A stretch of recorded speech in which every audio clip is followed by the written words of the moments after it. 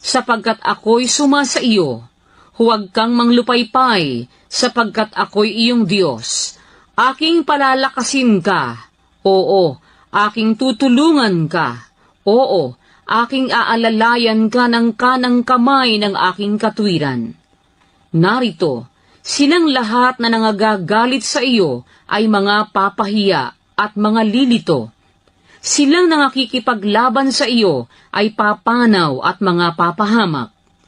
Iyong hahanapin sila at hindi mo mga susumpungan.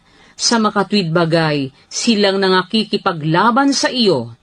Silang nakikipagdigma laban sa iyo ay papanaw at gaya ng bagay ng wala.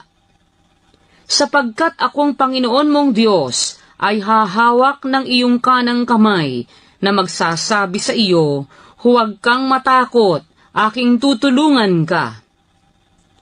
Huwag kang matakot, ikaw na uod na Jacob, at kayong mga tao ng Israel, aking tutulungan ka, sabi ng Panginoon, at ang iyong manunubos ay ang banal ng Israel. Narito, aking ginawa kang bagong kasangkapang panggiik, na matalas na may mga ngipin.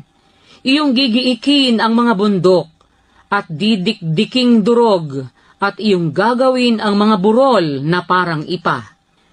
Iyong pahahanginan at tatangayin ng hangin, at pangangalati ng ipo-ipo, at ikaw ay magagalak sa Panginoon, ikaw ay luwalhati sa banal ng Israel.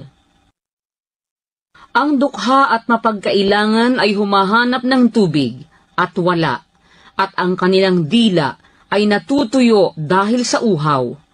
Akong Panginoon ay sasagot sa kanila. Akong Diyos ng Israel ay hindi magpapabaya sa kanila. Ako'y magbubukas ng mga ilog sa mga luwal na kaitaasan, at mga bukal sa gitna ng mga libis.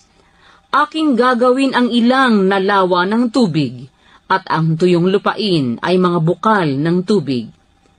Aking itatanim sa ilang ang sedro, ang puno ng akasya, at ang arayan, at ang olibo.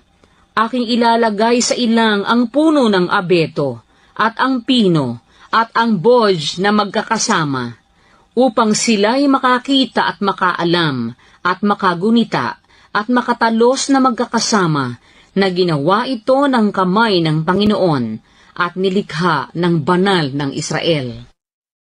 Iharap ninyo ang inyong usap, sabi ng Panginoon, inyong ilabas ang inyong mga matibay sa pagmamatuwid, sabi ng Hari ng Jacob.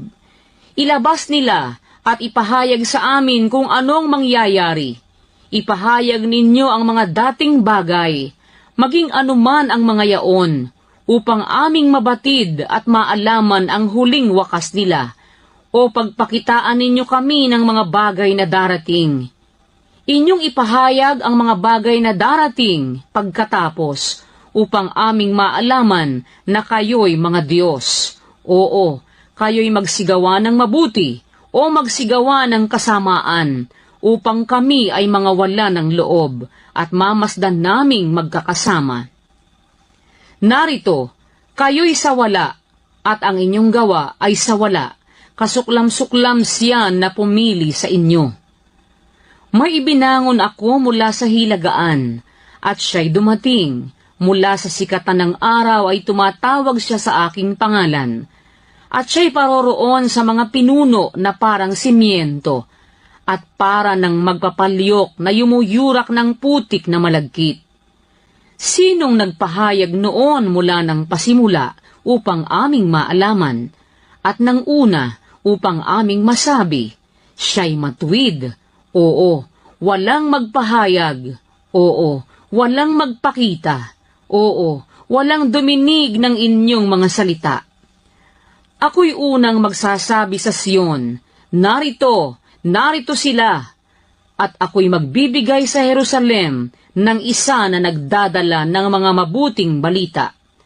At pagka ako'y tumitingin, walang tao. Sa gitna nila ay walang tagapayo na makasagot ng isang salita, pagka ako'y tumatanong sa kanila.